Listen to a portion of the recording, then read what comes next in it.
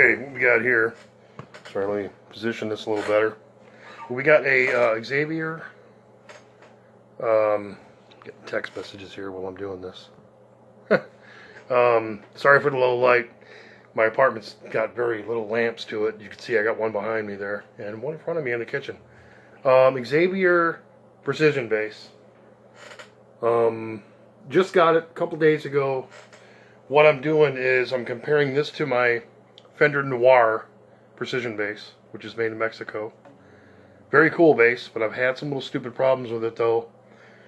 I've tried to tune down with it, and then it didn't work out so good because the saddle on the, not on this bass, on the Fender, this saddle would lower itself when I tuned down.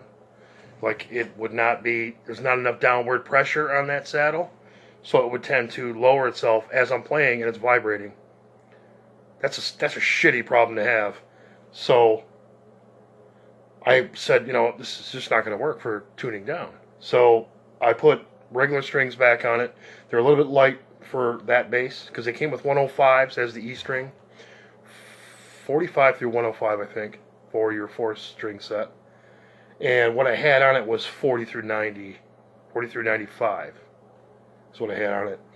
So it's a little bit light for that bass, so it still kept doing it. That first E string saddle kept lowering itself, which was just beyond pissing me off. Talking about a damn near $700 bass, you know, $674, I think is what it came to. I think it comes to $7 out the window, or out the door. But like I said, this is a Xaviere precision bass. Well, P bass, yeah, copy, whatever you want to call it. But it's got the nice, you know, nice pick guard on it, the perloid, as I smash my mic. Perloid tortoise shell, whatever the hell it is. It's a reddish color, brownish. But it's a nice sound of bass. Hopefully you can hear this good enough.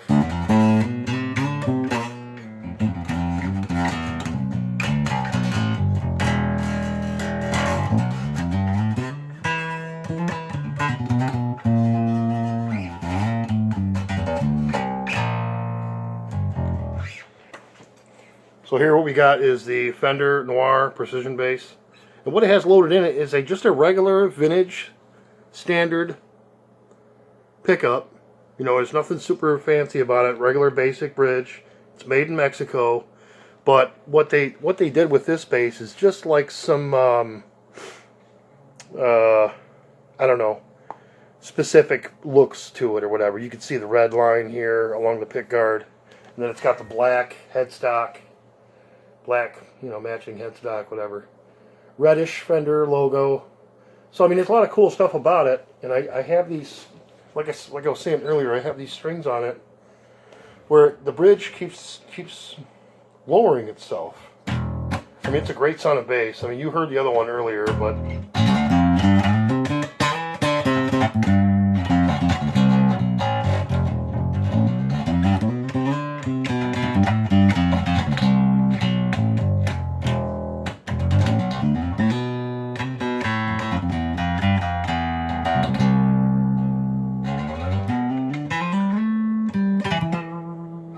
Paul Farrell fingerboard.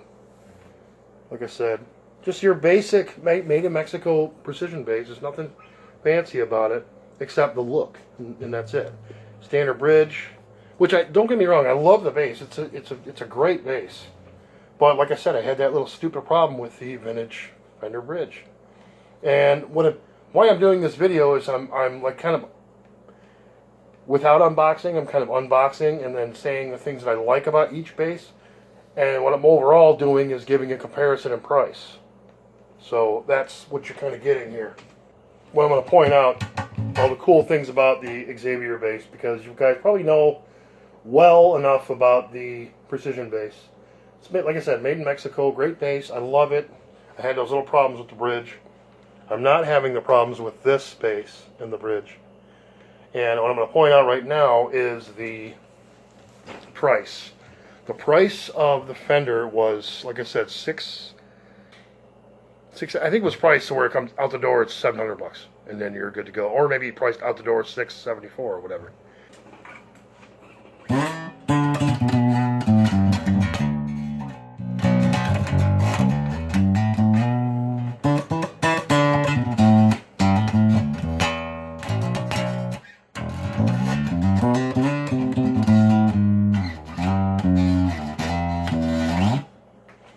you get the idea. It's maple neck.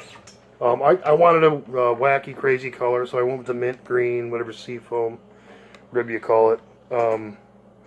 But honestly, guys, I gotta say I really like it for what it is, because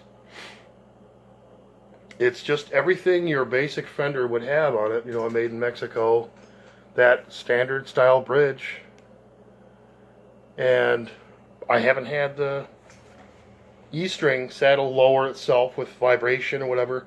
Of course, I haven't had that low of tuning or that loose of strings either. So mind you, I may not have that problem anymore if I have the provided strings with Fender. Fender gave that bass with a 45 through 105 set of strings. So if I never changed those, I might not have had that problem. But just being that it was so timid when I got it, and then now it's not, and then this new bass is not, and considering the price difference, it was ridiculous. I got this bass here from, trying to show this here without, with trying to see it on my phone, but guitarfetish.com. It's, like I said, it's Xaviere, very much like a standard made in Mexico precision bass, and without being just overly happy and saying, "Oh, this is so great, it's fantastic." I mean, really, man, the fret treatment on here is fantastic. I've got basses from SX on Rondo Music, just knots all over the place. You're cutting, you're just slicing yourself up. This is smooth to the touch, very nice. On top and bottom, fret treatment is very nice, and they seem to be very level. So that's another great thing to have. Is right out of the box. It's just tune it and go. That's the way you want it, And for $169, come on, man, you can't do any better than that. And the pickup to me for $169, you can't do any better. I mean, I've got some good sounding pickups from SX. Probably not your best kind, but they sound good and comparable to a cheap bass. You know what I mean? But in terms of looking at the Fender and playing that in a jam or with the guys recording and whatnot, this, I think, is a worthy bass. Like I said, guitarfetish.com, Xaviere, if I'm saying that right, I'm assuming so. Xaviere. No. But yeah, whatever the name is, Xaviere, sure.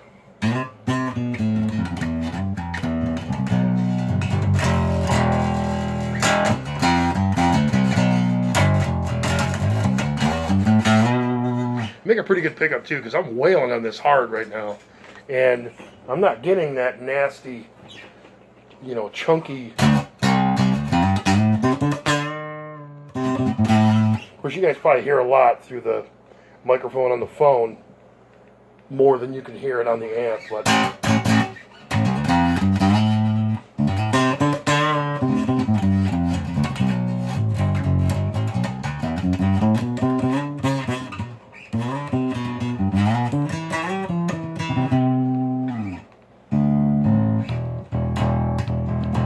And I really had to be really careful about how my pickup was raised on the Fender, and I never touched this pickup yet on the Xaviere. So, I mean, really, guys, I'm not really sold on continuing buying Fenders, especially when you're talking about $600-700. I'm just not going to keep doing it. I mean, I bought that bass because I really liked the look of it. It had the red line around the pick guard and everything, the 3-ply. But it's red in the middle, so it just looked really cool. And Noir was the perfect name for it, because it just had that look. A lot of all black styling, black features. Black hardware probably would have done a little bit better for it, but let me grab it real quick. As far as a black bass goes, I mean, in my opinion, man, you can't do much better than that. I think it's just sweet. Paul Farrell, I can't say that damn name. Paul Farrell fretboard. There's the headstock there, and you got the fretboard. It's a very nice cut too, man. And the fret marks, they're all good. They're the way they should be with a Mexican Fender. That's what I'm saying, though. Guitar Fetish, just the same, man. Just the same. There's no fret sticking out, no nothing. And you know, standard pickguard look. You know, there's nothing real fancy about the look, but you got that red line around it. Probably be hard to see in here. At least it is for me, but it's on my phone screen. So, but yeah, there's the lovely saddle that's been pissing me off. But I mean, for a saddle that pisses you off, like a mofo, and I don't know if it's basswood body or elder body, but the one on Guitar Fetish is also an elder body. But they're both great basses. What my point is for the difference in price, and you can think I'm just saying this, but I'm not. They're not that far off. They are not that far off. You got a made in Mexico bass, a made in China bass. The pickups, I don't know if they sell them individually. I don't know. I'm assuming they do. I think they're about $32. You can get bridges on there for $8. You know, it's just like a standard Fender bridge. Same hole pattern, same everything. There's a lot of great stuff you can get on that webpage. If you're just looking to throw together a project bass, maybe you want to throw together a cheap project bass and put like your favorite Steve Harris pickup or a Geddy Lee pickup or, you know, jazz set or something, or even if they even make them, I don't know, but a Geezer Butler set, you know, PJ configuration. You know, whatever you're looking to do, if you want to put your favorite pickups, your favorite style neck, you know what I mean? They have a lot of options there, and you don't have to stick with every option they provide. You can add your own shit, and which I think is great. It's just a great site, and for Fender lovers, this is a fantastic bass. I love it. It's a limited run. You can see it right here, limited run. It's made in Mexico, your standard keys. And everything about it's standard, but just the look about it is what makes it so cool. And it sounds beautiful, man. I love the way it sounds. But like I'm saying, the one that's $169, $500 less, in my opinion, is not that far behind. But I have not played it through my main amp. I played it through this combo amp, TC Electronic, BG250. They sound pretty close. You know, the strings they provided at Guitar Fetish, no offense to them, they were garbage. But if you go to their site, they cost $7 for a set of bass strings. $7, $8. I want to see either $6.99 or $7.99.